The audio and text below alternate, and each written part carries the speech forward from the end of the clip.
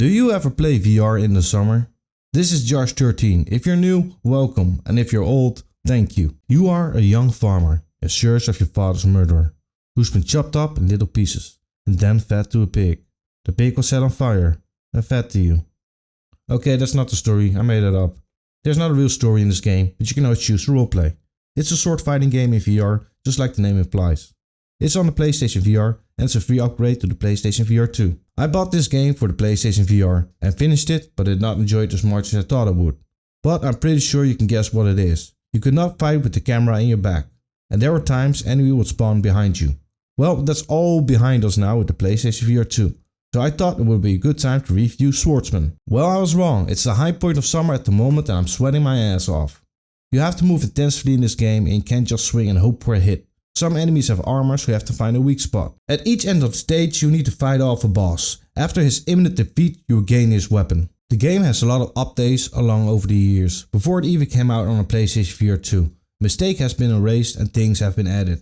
I'm grateful to the developers, they are taking really good care of their players. Let me know what games you like and I will buy them so you don't have to. Keep yourself updated by liking and subscribing. I did martial arts when I was younger. Not saying I was great or anything. I just won first prize. So I thought I would have an advantage in this game and I like martial arts. So when it was available in the store it was an instant buy. It's not like real sword fighting, I can imagine. Because for some reason until this day the enemy can block your attack even when he's open. His magical invisible sword keeps blocking your attack. What sucks, because in martial arts you learn to take down your enemies fast.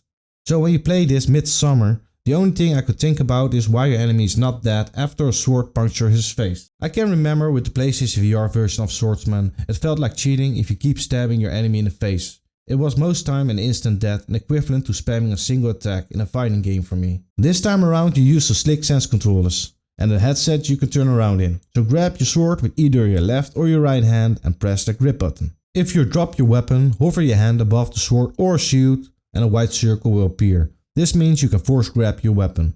Blocking an attack will make the time go slow, which makes it easier to take down your opponent. I believe they want to give a warrior vibe. It did not do the trick for me, to be honest. The music does not much for the game, and I hope if they make another game they will give more attention to the sound. Also with the graphics department I'm not really impressed on the PlayStation VR 2. I don't believe they added much on the visual department compared to the PlayStation VR version.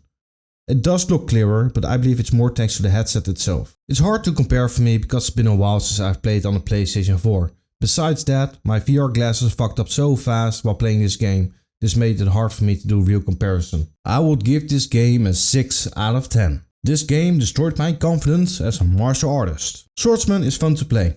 It's a real workout. Blocking and attacks just don't feel natural in the game. There were times I got a hit in for sure.